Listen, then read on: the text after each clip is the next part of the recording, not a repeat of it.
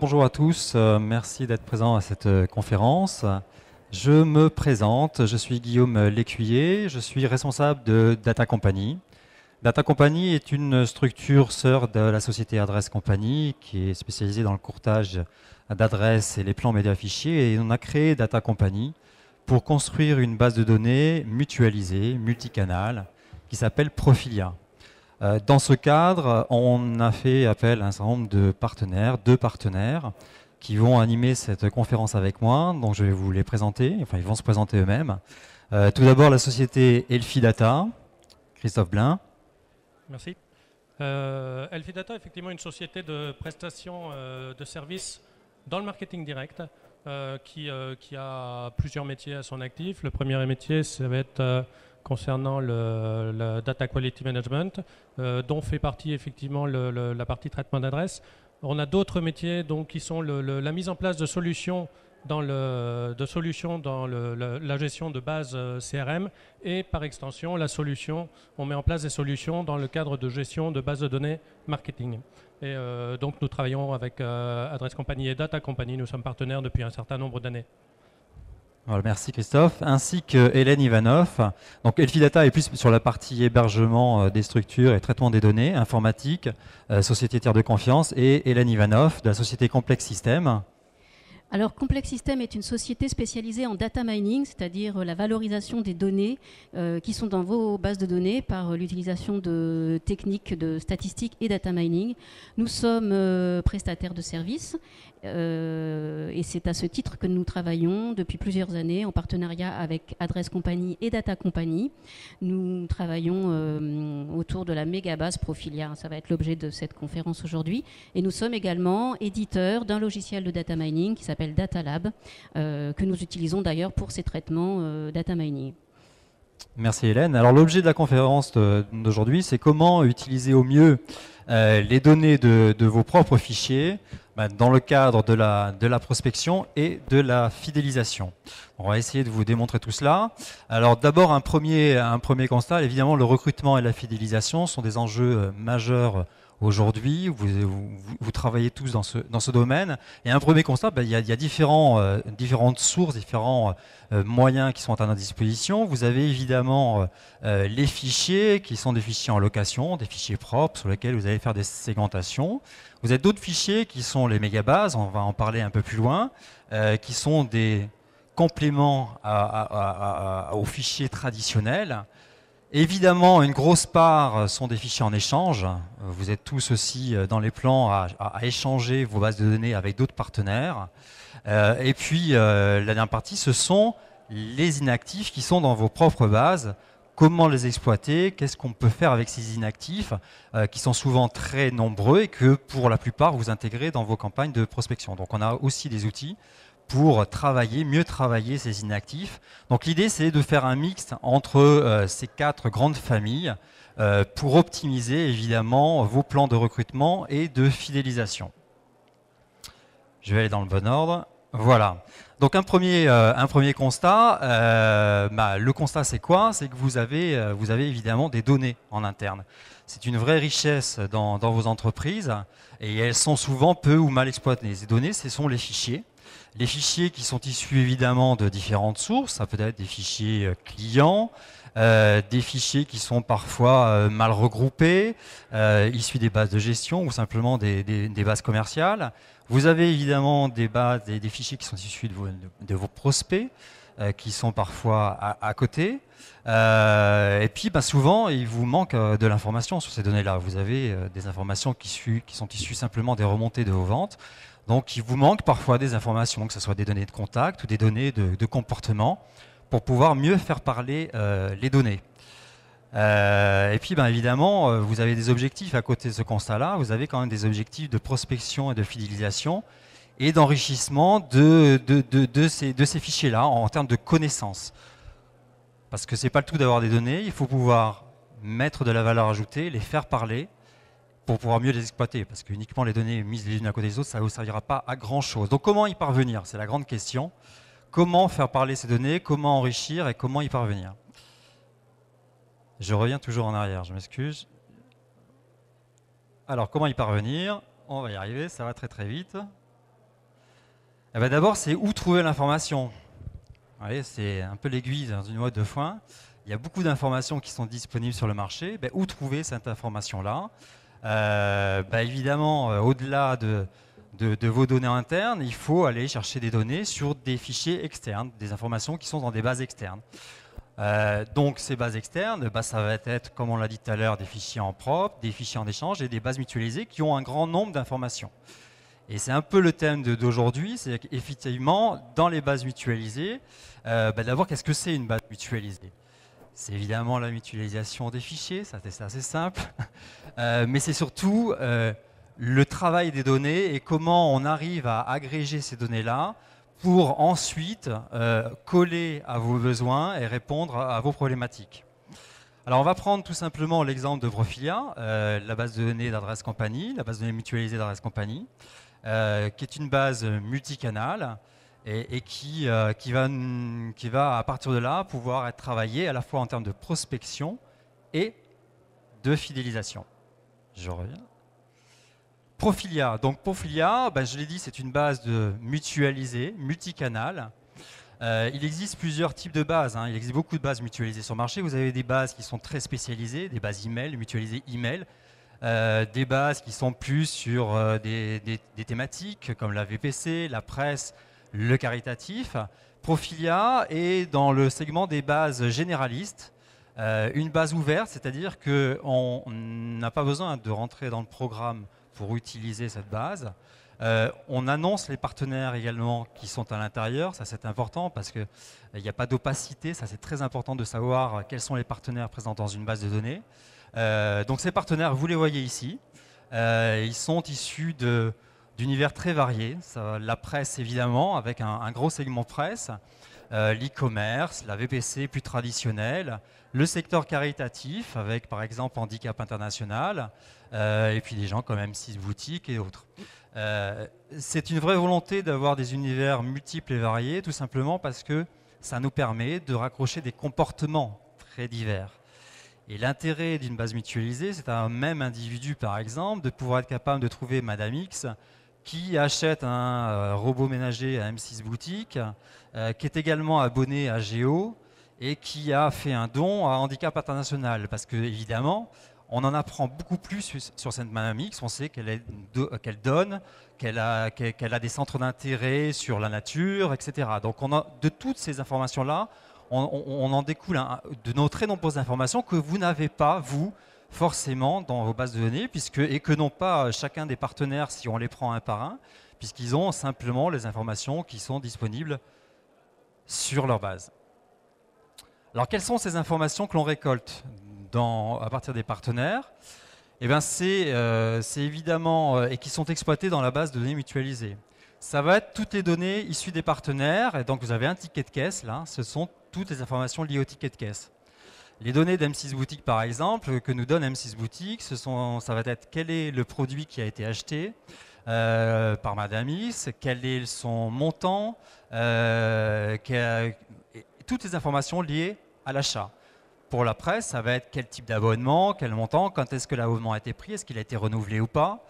Et toutes ces informations-là, évidemment, on va les exploiter nous et on va les raccrocher à chacun des individus qui sont présents dans la base. Alors, il n'y a pas uniquement les informations des bases partenaires qui nous sont communiquées. On travaille aussi à partir des données INSEE, données INSEE qui ont été retravaillées par Complex System. Et là, Hélène va peut-être pouvoir en parler un petit peu. Ce sont les données géoportraits qui ont été regroupées sur des grandes thématiques que vous avez là, la famille, l'argent. Donc, je vais laisser Hélène un peu expliquer la partie géoportrait. Alors, en fait, nous travaillons avec les données de l'INSEE. Enfin, disons que l'INSEE met à la disposition des entreprises des données qui sont issues du recensement de la population et des données qui sont également issues de nos déclarations d'impôts. Alors, évidemment, ces données-là ne sont pas disponibles au niveau individuel, heureusement, mais elles sont disponibles, elles sont agrégées, en fait, et fournies par l'INSEE au niveau de quartiers, ce qu'on appelle les IRIS, qui sont des zones homogènes définies par l'INSEE.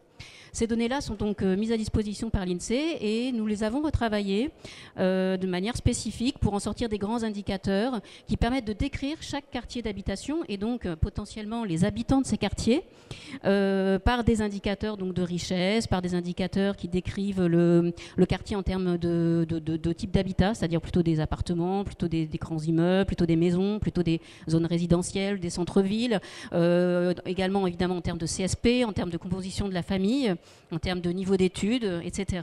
Donc ce sont ces informations-là qu'on a regroupées dans ce qu'on appelle la base géolocalisées, géoportraits, et qui sont utilisées en complément des données individuelles Profilia pour pouvoir mener les études que nous réalisons. Oui, c'est vraiment un complément, parce qu'effectivement, on a des informations à l'individu issues des bases partenaires et des informations à l'IRIS, donc sur des quartiers qui complètent quand il nous manque, quand on a des manques d'informations, ou pour valider. C'est intéressant d'avoir ces deux parties. Donc la partie importante, évidemment, vous vous rendez compte, c'est pas uniquement de récolter des données, c'est comment sont travaillées ces données dans la base Profilia. Et pour cela, évidemment, on a travaillé avec la société Elfidata, qui s'occupe d'héberger, qui héberge évidemment tous les fichiers. C'est une SS2I, donc évidemment toutes les données sont sécurisées chez Elfidata, elles ne sont pas ailleurs, et elles sont traitées. Donc je vais laisser Christophe Blin, le responsable d'Elfidata, de nous expliquer un peu comment sont traitées ces données dans le cadre de Profilia. Merci. Alors, effectivement, quelques slides pour vous parler de la partie technique de Profilia, la réponse au comment ça marche. Profilia, donc on a vu, c'est une base de données de contacts mutualisés, c'est-à-dire qu'à l'intérieur de Profilia, on va trouver un certain nombre de contacts qui ont des origines diverses. Ces contacts ils sont agrégés, ils sont synthétisés, ils sont fusionnés pour s'enrichir les uns et les autres pour aller constituer la base Profilia. Dès qu'un nouveau partenaire veut entrer dans la base Profilia, on va commencer par mettre en place un automate qui vient prendre en charge toutes les particularités, toutes les spécificités de ce futur partenaire. Et c'est l'ensemble de ces automates qui va permettre d'avoir ensuite une fluidité parfaite pour le rafraîchissement des données. Donc c'est cette mécanique-là qui permettra à Profilia d'avoir un rafraîchissement qui est optimum. Évidemment, les données qui entrent dans Profilia subissent des traitements de qualité d'adresse. On va parler de la qualité postale avec des traitements de type RNVP, de la chasse aux déménagés. On va parler de la qualité du téléphone avec des redressements de téléphone, du filtre téléphonique. On va parler de la qualité des emails avec non seulement du filtre sur les emails valides ou non valides, mais également de la correction d'adresse email. Et donc tout ça, ça rentre dans la base de données Profilia. Alors, il y a la partie sécurité et confidentialité, c'est quelque chose qui est particulièrement important. Au niveau de Profilia, on a un certain nombre d'individus. La base de données fait aujourd'hui 25 millions d'individus, oui, c'est bien ça.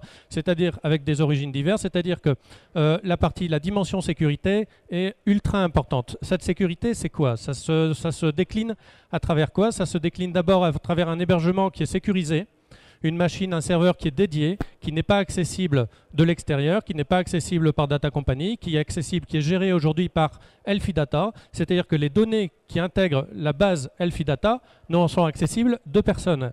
Les accès qui sont aujourd'hui donnés à Data System, aux chargés de clientèle qui font le travail, ce sont des accès qui sont contrôlés. Donc ça, c'est le premier aspect sécurité. Deuxième aspect sécurité, concernant la confidentialité des données. Profilia, c'est donc une base mutualisée. À aucun moment dans la chaîne de traitement, dans la chaîne des exports Profilia, l'origine de la donnée est connue. Mais elle n'est connue de personne. Elle n'est pas connue non plus de Data Company. Elle n'est pas connue non plus de Complex System. Les origines ne sont pas connues. Ce qui peut sortir de la base Profilia, c'est l'information du téléphone, c'est l'information comportementale, c'est l'information tout et n'importe quoi, mais on n'aura pas le propriétaire initial du contact, le ou les propriétaires. Deuxième aspect. Troisième aspect, un propriétaire qui insère des fichiers dans la base Profilia souhaitera peut-être que ces données soient limitées à un travail sur un secteur d'activité donné, ou plutôt à les filtrer un secteur d'activité. Peut-être que ce propriétaire souhaitera ne pas diffuser ses adresses email à ses concurrents proches.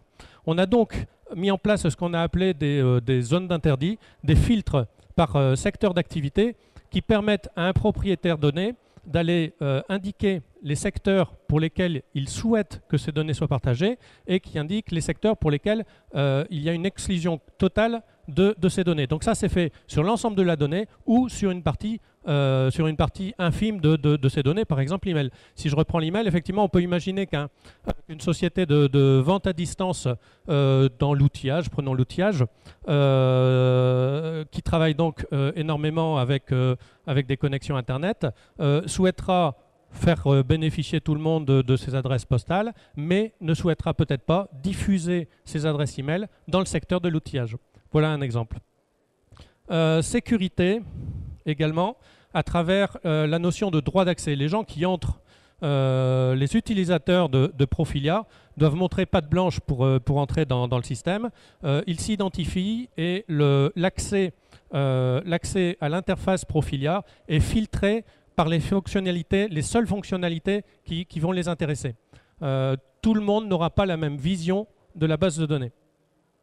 Alors évidemment, cette traçabilité et cet accès, c'est quelque chose qui, en termes de sécurité, est fort, parce que si effectivement il y a quelque chose qui se passe sur Profilia, à chaque fois qu'il y a une action sur Profilia, tout le monde peut aller consulter l'historique. Et donc ça, effectivement, les accès ne se limitent, les actions ne se limitent que aux demandes clients, aux choses qui sont prévues.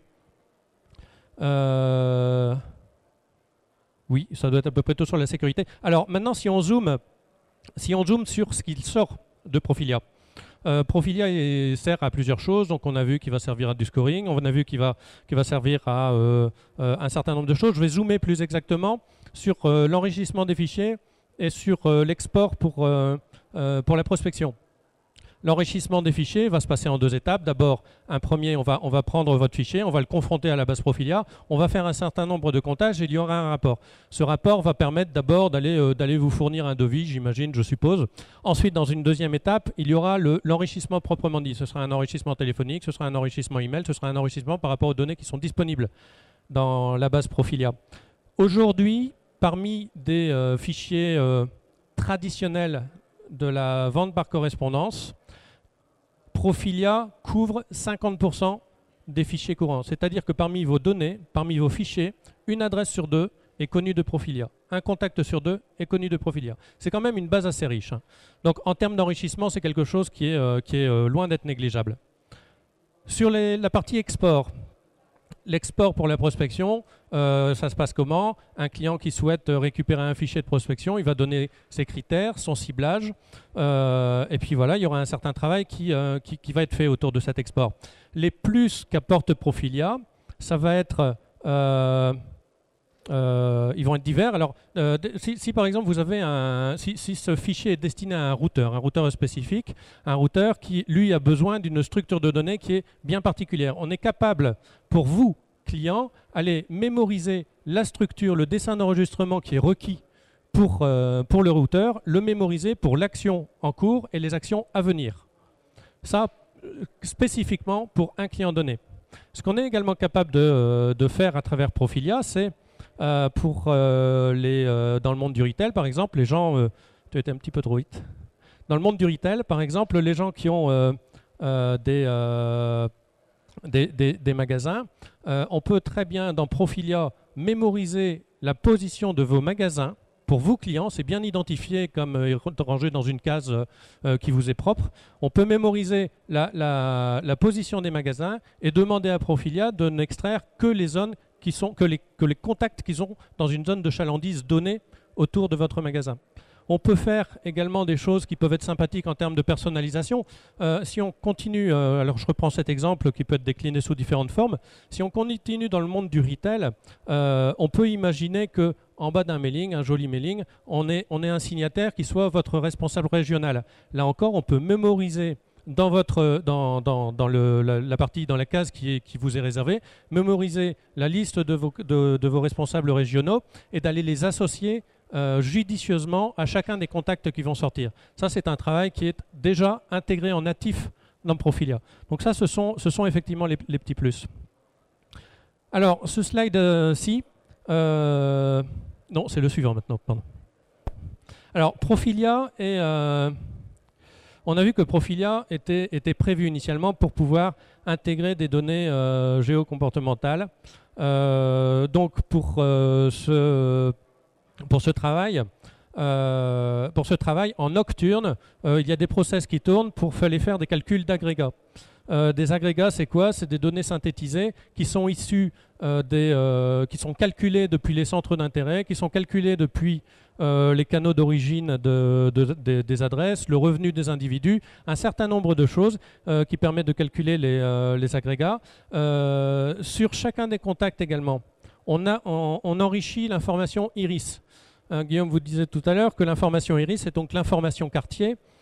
Pour faire simple, ça répond à la question « Dites-moi où vous habitez, je dirai qui vous êtes ». On associe une information quartier et depuis cette information quartier, on est capable d'aller récupérer des données qui sont issues de l'INSEE, qui donnent un certain nombre d'informations sur l'environnement de l'individu. Alors, toutes ces données-là sont donc hébergées chez Elfidata. Elles sont néanmoins mises à disposition de Complex Systems pour que, à travers les moteurs d'analyse, Complex Systems puisse restituer toutes les informations sociodémographiques et comportementales. Alors, on fournit une base image qui est rafraîchie régulièrement à Complex Systems. Cette base image a la particularité d'être une base aveugle. C'est-à-dire que, pour des raisons de sécurité, toutes les données qui ne sont pas utiles au calcul de ces informations comportementales ne sont pas incluses dans la base image qui est destinée à Complex Systems. Donc on ne va pas y trouver les informations postales, on ne va pas y trouver les informations au téléphone, on trouvera l'information qu'un téléphone existe sans pour autant y associer le numéro de téléphone. Voilà, ça va être la base aveugle. Et à travers cette base aveugle, effectivement, Complex Systems fait son travail d'étude comportementale et restitue par des canaux qui sont sécurisés et puis automatisés toutes les informations comportementales vers Profilia. Et voilà, et on peut passer au PowerPoint suivant. Merci. Alors, effectivement, à partir de tout ce travail de traitement informatique des données, donc vous avez bien compris, bien sécurisé, ça c'est important dans le cadre d'une base de données, que vous soyez partenaire ou client. C'est toujours important de savoir qu'on travaille sur une base sécurisée. Et ben, on arrive à un constat d'une base de données Profilia, qui est une base donc aujourd'hui multicanal, postal, email, téléphone, qui représente 18 millions de foyers et 25 millions d'individus. Donc c'est aujourd'hui, je crois qu'on peut quasiment le dire, la plus grosse base mutualisée B2C française, en tout cas en termes de volume, qui est une base en plus en croissance, toujours en croissance aujourd'hui. On intègre et on va intégrer prochainement de nouveaux partenaires. L'intégration, on ne fait pas du volume pour du volume, ce n'est pas du tout l'intérêt. On intègre des bases partenaires qui sont en adéquation avec les bases qu'on peut avoir déjà et qui répondent vraiment aux problématiques de nos clients. Là-dessus, vous avez différents éléments. Vous avez un certain nombre de donateurs identifiés, des VP6, des seniors, des hauts revenus, évidemment des abonnés presse, des téléphones, des emails. Et puis, bon, je ne vous ai pas tout mis parce qu'évidemment, il y a évidemment tous les profils sur 25 millions d'individus et 18 millions de foyers. On retrouve à peu près tous les profils de la population française.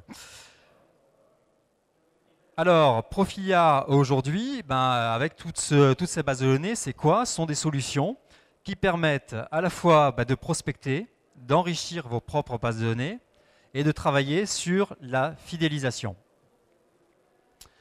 Comment prospecter? Prospecter, il y a deux manières de bien prospecter dans une base mutualisée. Alors évidemment, c'est le ciblage direct des adresses, comme tout autre fichier, avec des critères de sélection, des CSP, des hommes, des femmes, des âges, sauf qu'il y a un peu plus de critères que sur des bases classiques, puisque évidemment, on a rajouté des centres d'intérêt qui découlent des achats, qui découlent des abonnements.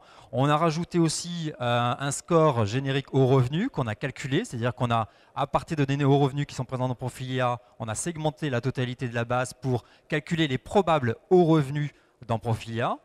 C'est bien utilisé dans le secteur bancaire en particulier. Donc ça, c'est une première façon assez simple de segmenter la base. Mais ce n'est pas forcément toujours pertinent quand on a une grosse volumétrie dans un certain nombre de cas.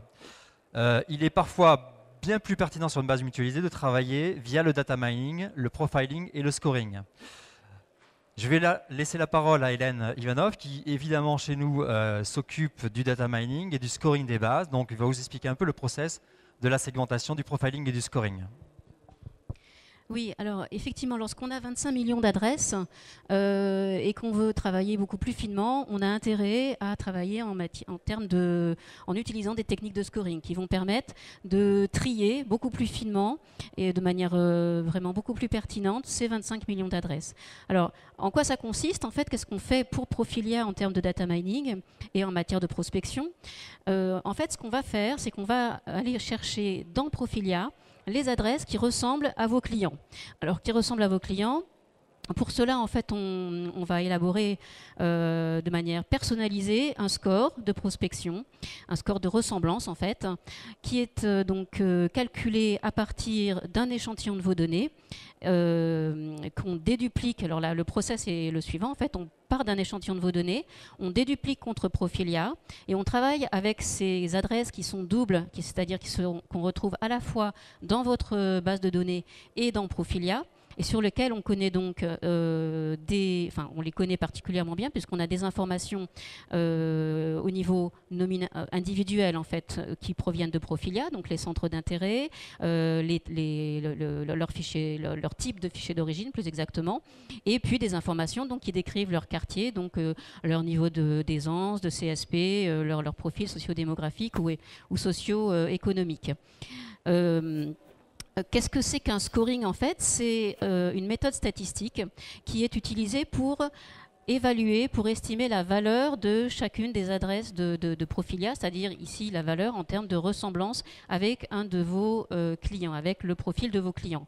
Donc ce score va permettre, l'élaboration d'un score permet donc d'affecter à chacune des adresses de Profilia, c'est-à-dire en fait des 25 millions d'adresses, une note. Cette note, c'est donc le score, qui est un indicateur de ressemblance de ces adresses Profilia avec le profil de vos clients. Oui, alors, si je peux me permettre, la démarche est effectivement complètement différente de ce qu'on a vu tout à l'heure, la sélection directe, et là on part de la richesse de ce que vous avez en entreprise, de la richesse, c'est-à-dire de vos fichiers. On part vraiment de vos fichiers pour essayer d'aller chercher des jumeaux. C'est vraiment la démarche complètement différente. Alors effectivement, pour chaque client, on bâtit un score différent. Alors en fait, ce score permet donc de trier la base Profilia, donc les 25 millions d'adresses, de la meilleure jusqu'à la moins bonne. Hein, donc on peut vraiment les ranger de cette manière-là et pour aller chercher les meilleures adresses.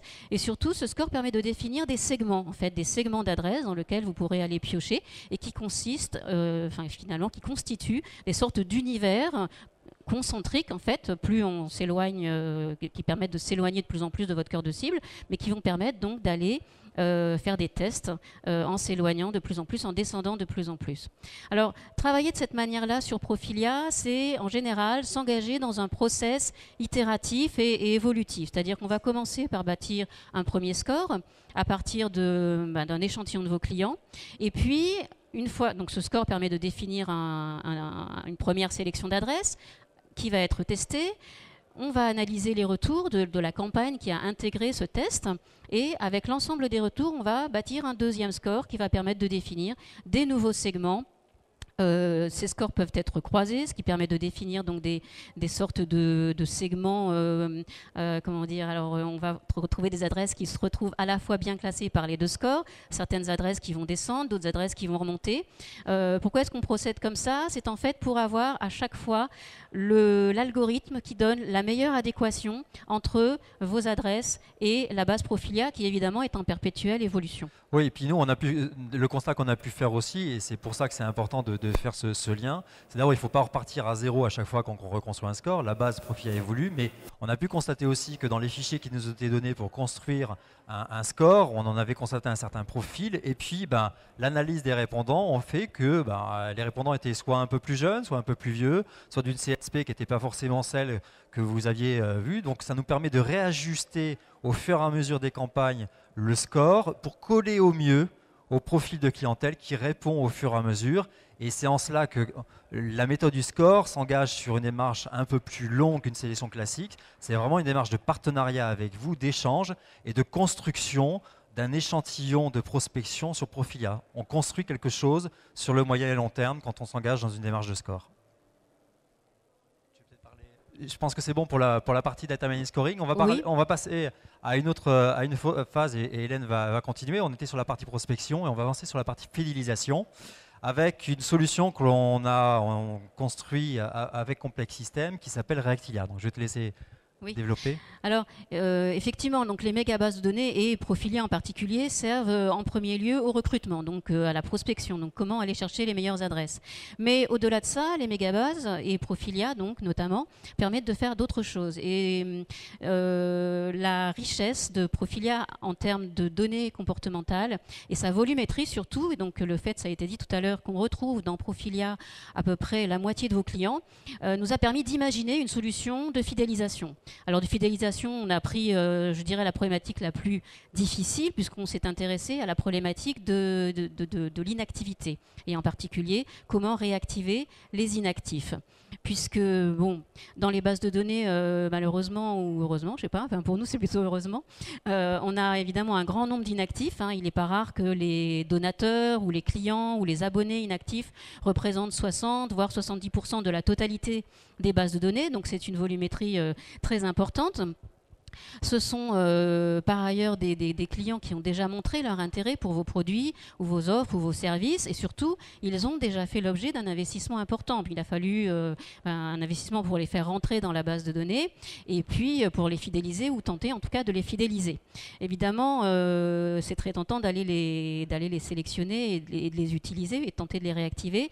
La problématique évidemment c'est que les taux de retour et donc sont en général faibles et surtout qu'on a très souvent trop peu d'informations pour pouvoir les cibler, pour pouvoir les sélectionner de manière très pertinente ou très optimale. Donc on a imaginé la solution Reactilia qui est en fait une solution vraiment très opérationnelle qui permet de réactiver les inactifs dans les bases de données. Alors, Reactilia, c'est une solution vraiment packagée qui consiste à réaliser un score. Donc, je pense que tu peux, peut-être avancer. Voilà. Qui consiste en fait, alors là encore on travaille en termes de scoring mais d'une manière tout à fait différente de ce que j'ai évoqué précédemment. Alors Profilia, on travaille directement sur vos données, c'est donc une solution tout à fait personnalisée, comme précédemment le score de prospection. On analyse en fait une ou plusieurs campagnes de réactivation que vous avez réalisées dans le passé, donc des campagnes précédentes. On analyse ces campagnes en utilisant vos données interne en utilisant les données de Profilia et les données géomarketing, géoportrait. Et l'analyse des retours de ces campagnes permet de bâtir un score de réactivation. Alors c'est encore un score, mais c'est un score en fait qui n'a rien à voir avec le précédent, parce que comme on part directement des retours de vos campagnes, le score qu'on va réaliser, le score Reactilia, est exactement égal à la probabilité de se réactiver. Alors ça change beaucoup de choses, c'est-à-dire que ce score permet évidemment d'aller classer votre fichier d'inactifs, mais surtout ce score qui donne le potentiel de réactivation de vos clients va permettre de d'élaborer des simulations de rentabilité. C'est-à-dire qu'avant d'aller sélectionner les 20% ou les 30% ou les 50% meilleures adresses d'inactifs, vous allez pouvoir élaborer des simulations de retour et de manière à pouvoir décider en toute connaissance de cause. Donc Reactilia est en ce sens une véritable solution d'aide à la décision qui va vous permettre d'aller choisir les meilleures adresses et de valider avant l'envoi que vous ne vous trompez pas en fait. Alors Reactilia, c'est donc c'est tout ce que je viens de vous dire, mais surtout c'est une solution opérationnelle et que nous avons conçu en tout cas pour éviter tous les freins, dans la mesure où l'élaboration du modèle de score, qui est un vrai travail statistique, donc un audit de vos données, et la mise à disposition des éléments qui vous permettent de faire ces simulations sont gratuites en fait. Voilà, donc vous pouvez vraiment aller jusqu'au bout de la démarche Reactilia, vous dire je fais le score, je regarde ce que ça donne, et puis ensuite de décider si oui ou non vous allez sélectionner vos adresses, et c'est seulement à ce moment-là que vous rentrez dans une démarche commerciale. Oui, on a vraiment voulu créer un centre de profit, c'est-à-dire en gros Reactilia pour résumer, c'est vous avez des inactifs, on va vous aider à les segmenter et donc à éliminer toute une partie d'inactifs dont on est capable de vous dire il est peu probable qu'ils seraient actifs, ne dépensez pas de l'argent, du timbre, du mailing, etc. Vous allez donc gagner de l'argent là-dessus et ensuite vous avez un modèle de validation gratuit et vous ne payez que d'un coup au mille sur des adresses que vous allez exploiter et qui sont donc susceptibles de vous ramener évidemment de la rentabilité. Merci Hélène, on va essayer d'avancer un peu plus vite, je crois qu'on a un petit peu de retard mais on a bientôt terminé. On va parler de la partie enrichissement. Alors évidemment Profilia dispose d'un grand nombre de données et on est capable évidemment de vous mettre à disposition ces données pour enrichir vos bases. Alors ça complète complètement la partie de fidélisation. Vous avez bien compris que Reactilia vous permettait entre autres de ne pas passer cette phase d'enrichissement puisqu'on pouvait vous donner tout de suite une note de probabilité, mais parfois on a besoin d'informations complémentaires, dont des données de contact, que ce soit des adresses postales, du téléphone ou de l'email. Évidemment des données sociodémographiques, ça va être des données sur la famille, sur les CSP, sur le type d'habitat par exemple. Je vous donne simplement des exemples parce qu'il y a évidemment beaucoup de données. Et puis des informations comportementales issues de nos bases partenaires sur des centres d'intérêt par exemple, sur des donateurs, sur des gens intéressés par la mode ou par le jardinage dans les exemples qui vous sont donnés ici. Enfin, pour terminer, et avant de répondre à vos questions, évidemment, on parlait d'exploiter et d'utiliser la richesse de vos données. Vous pouvez évidemment utiliser vos fichiers qui sont la véritable richesse dans vos entreprises pour mieux prospecter et fidéliser, mais vous pouvez aussi monétiser vos adresses. Ça, c'est une partie importante. Ces adresses ont de la valeur pour d'autres sociétés. Et donc, vous pouvez percevoir des revenus dans le cadre de Profilia si vous intégrez vos adresses dans Profilia avec deux modèles économiques qui vous sont exposés là, soit en retirant directement des revenus, soit en bénéficiant d'un équivalent adresse. Ça se tourne plus particulièrement vers le secteur caritatif, puisque le secteur caritatif, en termes de déontologie, préfère souvent récupérer un volume d'adresses plutôt que de monétiser ses donateurs ou ses anciens donateurs. Voilà. Voilà pour la présentation, on a donc terminé, on va peut-être répondre maintenant, on a 5 minutes, pour répondre à vos questions, si éventuellement vous avez des questions à nous poser sur toutes ces informations, à la fois en termes de prospection, fidélisation ou autres. Des questions? Non? Non, c'était clair alors? Tout est parfait? Bon, écoutez, on vous remercie. On est à vos dispositions sur le stand d'Adresse Compagnie à l'entrée du salon B46 pour répondre éventuellement à vos interrogations. Merci beaucoup.